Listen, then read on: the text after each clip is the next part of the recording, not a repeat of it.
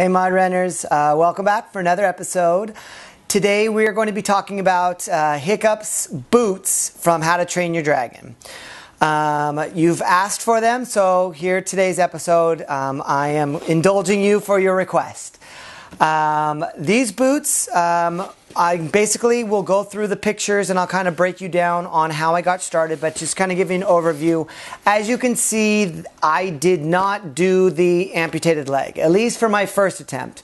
I have a feeling I will be doing it later on, but for right now, for walking around conventions and being as comfortable as possible, I've walked around conventions before where I've had my Star Wars boots, which at the end of the day, my feet are killing me. So I wanted to make something that was a little bit more comfortable. His right boot is as accurate, as screen accurate as I can get, including the little canisters that he puts in his sword.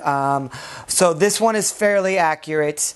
And same thing with the stitching, but obviously he's got the amputated leg. So on this one, I just kind of mirrored that style for that. So basically, let's go through the pictures, and I will talk you through my process on how I actually got to the final product here.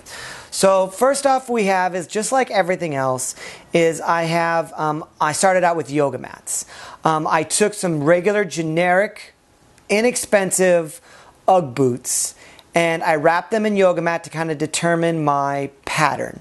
From there, I cut my pattern out onto the leather, as you can see, and then I wet molded the leather. So the next picture, which is the leather that's been wet, is now wrapped around the boots and my leg, and then I used some lacing just to hold it in place. I wanted to get it nice and stiff, and I needed to wait for it to dry. So I did that for both sides. After it was dried, as you can see on the next picture, I start stitching.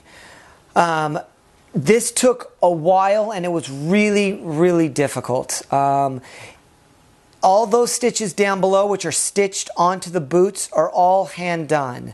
I did not have a machine, so it was just reaching inside and poking my finger several times to get those stitches around the base of the boots.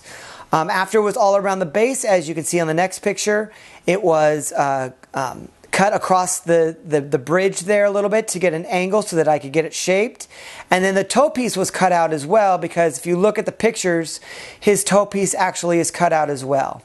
After that, I stained them. I stained them black, as you can see there.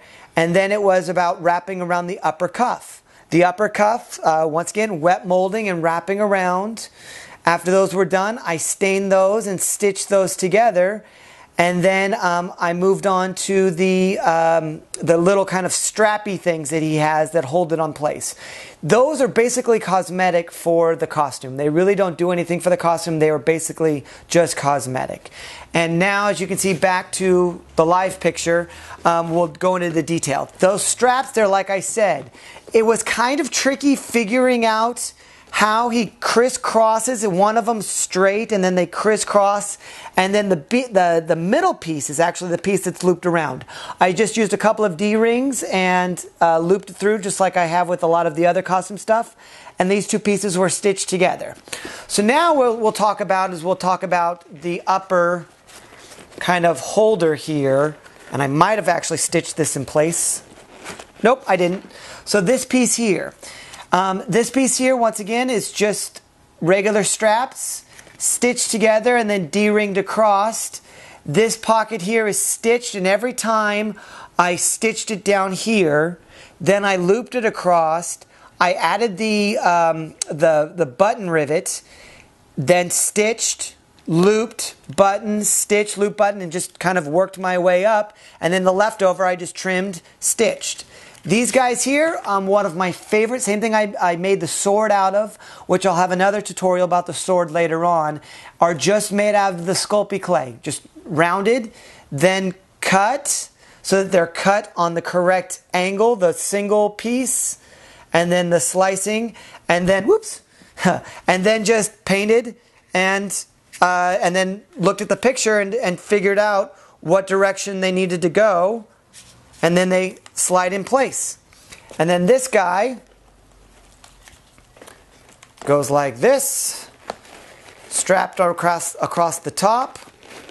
And then that kind of just holds it in place. And that's his little pocket for the canisters, which in the movie has the gas and the dragon saliva to light his sword on fire. And those are the finished products. I did end up putting another piece of rubber on the bottom of these boots. These boots were really, really generic. I will probably redo the boots just because on my beach photo shoot, they got all wet and they kind of fell apart. I've kind of sort of fixed them, but they didn't have the slice. So I do recommend getting boots that are a little bit better quality to make your leather across the top of it. It will, in the long run, be better. And that's basically Hiccup's boots for how to train your dragon. I hope the videos are helpful. Please subscribe to the channel. Please leave me comments. I love reading your comments. Thumbs up. Click on the ads. It definitely does help me. Share the videos. I keep forgetting to say that in all my videos. Please share the videos with your friends. Make them go viral.